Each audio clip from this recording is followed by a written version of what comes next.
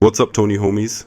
666 Volume 3 was packed with some crazy new techs we haven't seen before. A few people wanted to know what they are. Today we are going to talk about the Interstellar hop. The Interstellar hop, or iHop for short, is essentially one of the potential extensions of the classic spaghetti warp. If you're not familiar with what a spaghetti warp is or how to perform it, make sure to check out Protocol's spaghetti warp tutorial. I've linked it below. Before we dive into how to pull off interstellar hops, I gotta give a huge shout out to Mint for making this tech popular with his insane clips in 666 Video 3. So let's get into the fun part. Let me show you how it is done. Just press free camera twice after doing a spaghetti warp to get another launch. And the cool thing is that you can do a thug hop with it when you acid drop into a quarter pipe. After a couple of acid drops, you will see the stretch animation once again. It is important that you stay on board and do not press Caveman during the whole process. When you are near a wall, you can do two things. One possibility would be to do a Neuroplant, since you will have a saved ollie after coming out of free camera mode. Just do the free camera launch near a wall and you will be able to Neuroplant from there if you get the timing right. Feel free to do another free camera launch out of the Neuro animation as well. You can do as many launches as you like until you get off board. Another cool move you can try near a wall is bouncing off it instead of going for a Neuroplant. The velocity from the launch will be redirected into a different trajectory. Alright, now that was pretty fast. Let us break it down step by step again. Performing a spaghetti warp would be the first step.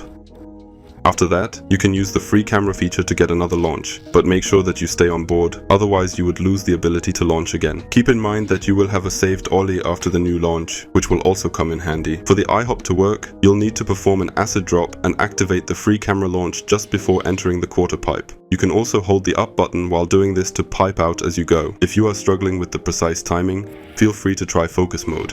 That's everything you need to know when it comes to iHops. But exploring spaghetti warp extensions offers a few more things you should also try. Let's talk about multiple spaghetti warps.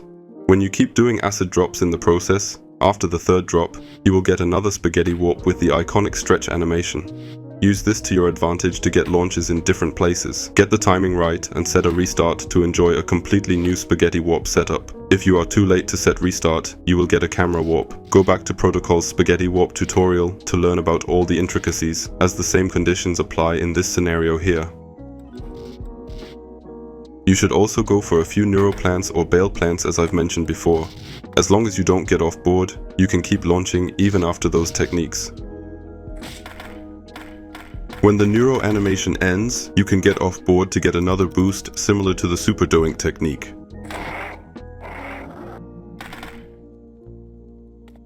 Now that you've learned a thing or two, let me show you an uninterrupted clip of multiple free camera warps and Neuroplants. Basically, you could repeat those free camera warps over and over again until you either land on the ground or get off board. For Neuroplants to work correctly, keep in mind to do the free camera warp just in front of a wall to make use of the saved ollie that comes with it.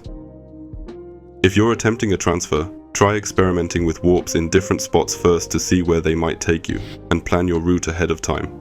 I wouldn't recommend just warping randomly and hoping to hit something, as that takes away from the skill aspect, especially since this technique offers so much potential. While the warping technique definitely looks cool, a truly impressive transfer still requires a certain level of skill and creative planning. What I mean is, if you're just spamming the free camera button, it takes away from the awe and excitement that comes with nailing those risky, impossible to hit transfers. For more tips and tricks, check out my transfer guide. I've linked it below. I've talked about the off-board boost before. Now let me show you how to use it right after the spaghetti warp. First, rotate your skater so their board is aligned with the direction you want to launch. Next, do another free camera launch, hit an air bounce and immediately ollie out while off board. This will give you the Caveman boost, allowing you to zoom around the map at high speed. Each time you hit another air bounce, you can execute a wall jump. After that, get back on board and finish your transfer. This technique opens up endless possibilities for all kinds of transfers and offers plenty of variations. If you want to use it in online multiplayer, you'll need to rely on the observe feature instead of the free camera, which works differently and limits the tech's potential compared to free skate mode. Either way, have fun experimenting with it. If you enjoyed this tutorial, don't forget to like and subscribe for more content.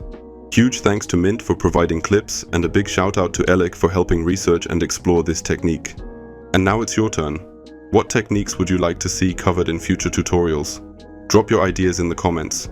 If you're interested in collaborating on a tutorial, feel free to DM me on Discord.